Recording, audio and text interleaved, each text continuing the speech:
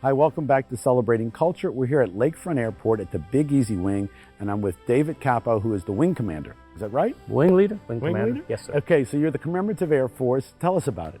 The Commemorative Air Force is a 63-year-old organization that is essentially a flying museum. The purpose is to restore to flying condition as many warbirds as possible. But the Big Easy Wing now is only 3 years old, and we're one of the newest, but we're also the fastest growing wing in the country. You are standing in a 13,000 square foot hangar that was condemned by the Lakefront Management Authority. And so we turned this into a state-of-the-art, beautiful hangar. We've got about 100 members, and they're from all walks of life. About a third of those are pilots. When you have meetings, there's a good crowd here in the hangar. We did a show last week in Opelousas, Louisiana. It was our very first revenue-producing show. We make money two ways, through donations and through selling rides and merchandise. We had our very first revenue ride, and one of the oldest wings in the Commemorative Air Force, the Gulf Coast wing, oftentimes known as the Texas Raiders, they were so excited for us, and they could see our enthusiasm as that airplane taxied back up to the ramp. Everybody was thrilled. We actually made $1 after having the plane for almost 2 years. It was an exciting time. We have a really good group of people. In Hammond, Fifi showed up. You were involved with supporting a lot of the bigger bombers that come through. That is the Air Power History Tour, and they travel around the country, and it's been a very successful week there. And they brought Fifi, the B-29, which is one of only two flying, and the only flying B-24, Liberator Diamond Lil. Now you've also had That's Our Brother came through here. That's Our Brother came through here. They were on their way to D-Day, and they flew through in March. So it was really great. We got a bunch of folks to ride on it or flew on it, and then they made their way up the East Coast and then across the pond to France. And it was national, worldwide television.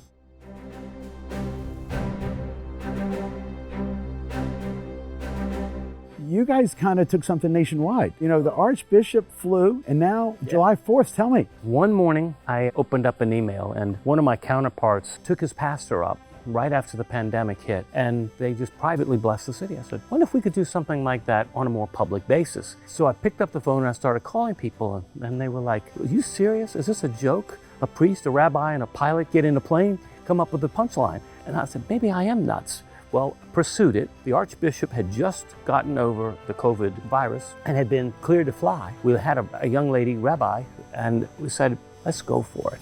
Our plane was ready to go. It was checked out. I contacted headquarters and said, I want to take a priest, a rabbi, and a pilot up. And they were like, huh? You're like, okay, it sounds interesting. And what happened was, when the Archbishop was in the air, he blessed the city with holy water that came from the River Jordan, but he also made a special blessing to the first responders and healthcare workers. Well, when that word got out, actually from some of the reports that you did, it lit up the entire aviation community. All of a sudden, major organizations were doing flyovers. And so what we did in honor of 4th of July was to actually fly first responders, not just fly over the first responders, but fly 3 of them. And of course, I had to fly 3 hardy souls who were willing to get into an open cockpit airplane and do it. Well, Sergeant Dillon is definitely a hardy soul. She's wonderful. We're here at the Lakefront Airport, and I'm with Sergeant Dillon, who's with the National Guard and just took a flight for first responders. How was it? Yes, it was fun. It was so exciting. It was my first time flying in one of these type of planes. I was a little nervous at first, but I knew it had a good pilot, so I was confident. Now, you're doing a lot right now. You actually, so you're in the National Guard, but you just graduated. I did! Go Suno! Yes, I'm a social work major. You are doing the testing, so you've used those skills. Yes, just calming people down, hearing them out, you know, when they were afraid of the actual test itself. What have you learned through all this? Because you've been doing this testing deployed for a while. That things are not supposed to go up your nose, but they do. And people, their reactions have been priceless, but they've been really good about it. And you're a medic normally? Yes, I actually work at East Jefferson Hospital. Now, what was the flight like? Oh, it was wonderful. We fly all the time in the Air Force, but flying mil-air, you're like, you know, you're looking at each other. So when you get to just really see the city for what it is at that level, it's really beautiful. And for the other first responders, and the way you represented them today? I'm happy to be a representation of them. I'm literally like a small portion of them. So to the EMTs, to the nurses, to the people who work in the emergency room, security guards, police, firefighters, everybody, like I'm proud of everybody. Despite everything going on with injustice, I am still happy to wear my uniform and represent who I represent and just be proud. Good luck to all your career. Thank you and so appreciate much. all you do for the whole state and the country as well. Thank you. What a life of service. I try. I'm in it for the long haul, so I'm very proud to be a member of the Air National Guard. My name's Emily Percer. I'm an EMT, and but I work in an emergency room instead of like on an ambulance like I normally would. And so I work at the Baton Rouge General Emergency Room on Bluebonnet, and Mid-City just opened up too, so I work in both of those emergency rooms. What was it like today? That was awesome. It was an amazing experience. I'm extremely grateful for that. I was a little nervous, but it was actually really cool up there. So.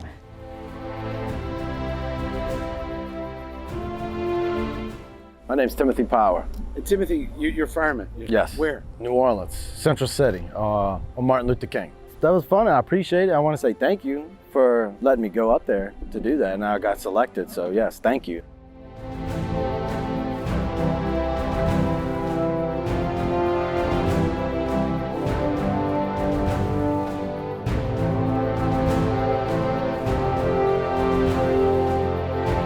Thank you for your service, Dad, and happy 95. You're most welcome. I enjoyed every bit of it. Thank you very much, everybody around here. Thank you, David. Thank you, our pilot. Thank you, Bill, for your efforts in trying to make this happen. Thank you, sir. You're welcome. Our photography crew, everyone. Thank you very much for your help.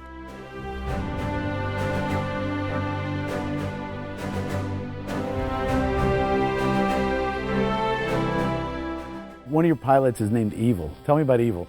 Evil. Now, Lieutenant Colonel Ben Cook. One of the best things about being in the Big Easy Wing is all the wonderful people I've met. People like him just don't exist. He is amazing. We're here with Lieutenant Colonel Cook, who is actually an F-15 pilot, but also the pilot for the Big Easy Wing today, because there's 3 pilots, right? That's right. And then today you were flying for July 4th. So what was that like? It's an honor. Anytime we get to do, I've always gotten to do things more with the military where we do flybys for events or NASCAR races or football games or 4th of July events, Memorial Day, and now getting to come over to the civilian side and get to do the similar thing and keep on serving, it's awesome. I was a strong volunteer to do today's flights. You're also in the military, so you actually were part of the jets that escorted the B-52s. Right. Yeah, and so that was, another one of those times. Anytime you can show off for your home crowd, it's awesome. The whole unit was really proud of getting to do that, and getting to show off for the city of New Orleans was something that was, a team effort. And it was great to have the active duty and the Air National Guard working together, both part of Louisiana, with those guys coming out of Barksdale and us here in New Orleans. So we flew by the Superdome, we flew by the base, we flew by several of the hospitals in the area.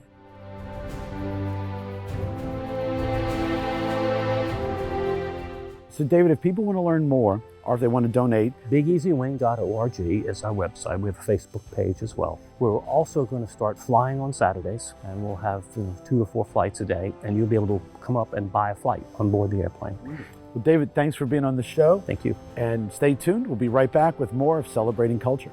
Your handle is Evil. That's right. Have you always had that? Yeah. So when you're a new fighter pilot, you do a few dumb things enough, and eventually people tell stories about you in a big, they call it a naming ceremony. And so people often ask me why I picked it. You don't get to pick your call sign. Somebody else picks the call sign. It's usually a story that if you actually heard the real story, which we're not allowed to tell you, then it would be embarrassing. So, my family was all excited when I got my call sign and, hey, did you get named? Yeah, I got named. Is it cool? Yeah, it's pretty cool. What is it? Evil. And they're like, huh. They kind of give me one of those.